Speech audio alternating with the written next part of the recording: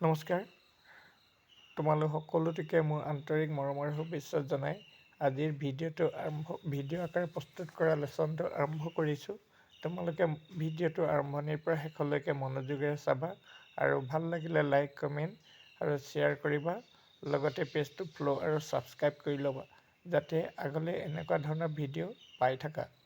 এতিয়া আহাচোন ভিডিঅ'টো আৰম্ভ কৰোঁ। ইংৰাজী শব্দ আনলেছৰ অৰ্থ হ'ল যদিহে নহয় বা সেইটো নহ'লে। ইয়াক চৰ্ত সাপেক্ষে বাক্যত কণ্ডিশ্যনেল চেণ্টেন্স ব্যৱহাৰ কৰা হয়।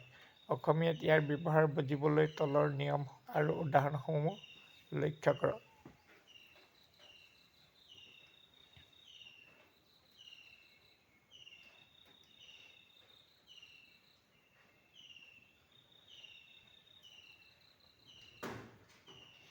মূল অৰ্থ আনলেছ মানে হৈছে ইফ নট, অৰ্থাৎ যদি কোনো এটা কাম নহয় তেন্তে তাৰ পৰিণাম কি হ'ব সেয়া বুজাবলৈ ইয়াক ব্যৱহাৰ কৰা হয়। চৰ্ত সাপেক্ষে ইয়াৰ ব্যৱহাৰ। ইয়াৰ অৰ্থ হ'ল যদি কোনো এটা কাম নহয় তেন্তে তাৰ পৰিণাম কি হ'ব। বাক্যৰ গাঁথনি আৰু উদাহৰণ। ইংৰাজী বাক্য আনলেছৰ ব্যৱহাৰ কৰি unless you study you will fail. Assamese অনুবাদটো হ'ল তুমি যদি নপঢ়া তেন্তে তুমি ফেইল কৰিবা। I would not go' unless you come.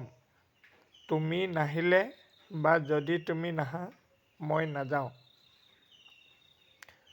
তুমি নাহিলে মই নাযাওঁ বা যদি তুমি নাহা মই নাযাওঁ। Unless it rains we will play. যদি বৰষুণ নিদিয়ে আমি খেলিম। You cannot enter unless you have a ticket. তোমাৰ ওচৰত টিকেট নাথাকিলে তুমি সোমাব নোৱাৰিবা।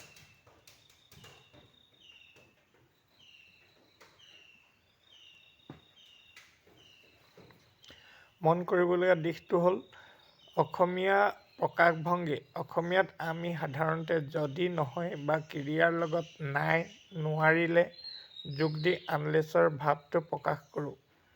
আনলেছ ইউ ৱৰ্ক হাৰ্ড, যদি তুমি কঠোৰ পৰিশ্ৰম নকৰা, এনেকুৱা অৰ্থ বুজায়। আনলেছ যিডোখৰ বাক্যত থাকিব সেইটো নিগেটিভ ব্যৱহাৰ কৰিব নোৱাৰিবা, অৰ্থাৎ নিগেটিভ ব্যৱহাৰ নকৰিব। আনলেছ শব্দটো নিজে এটা নেতিবাচক নিগেটিভ অৰ্থ বহন কৰে। সেয়েহে আনলেছ থকা অংশটোত পুনৰ নট ব্যৱহাৰ কৰা নহয়।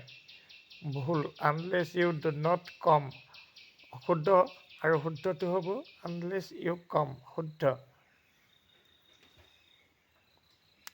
অৰ্থাৎ আমি গম পালোঁ যে আনলেছ থকা অংশটোত আমি নট ব্যৱহাৰ কৰিব নালাগে। অনুশীলনীৰ বাবে কিছুমান বাক্য। Unless he Haris he will miss the bus. তেওঁ খৰখেদা নকৰিলে বাছখন হেৰুৱাব। আই cannot help U unless you tell me the truth. তুমি মোক সঁচা কথা নোকোৱালৈকে মই তোমাক সহায় কৰিব নোৱাৰোঁ। Unless you invite her she would not come. তুমি তাইক নিমন্ত্ৰণ নকৰিলে তাই নাহে। গতিকে ভিডিঅ'টো আজিলৈ ইমানতে সামৰিছোঁ আৰু পুনৰ এটা নতুন ভিডিঅ'ত লগ পাম। তাৰ বাবে ধন্যবাদ।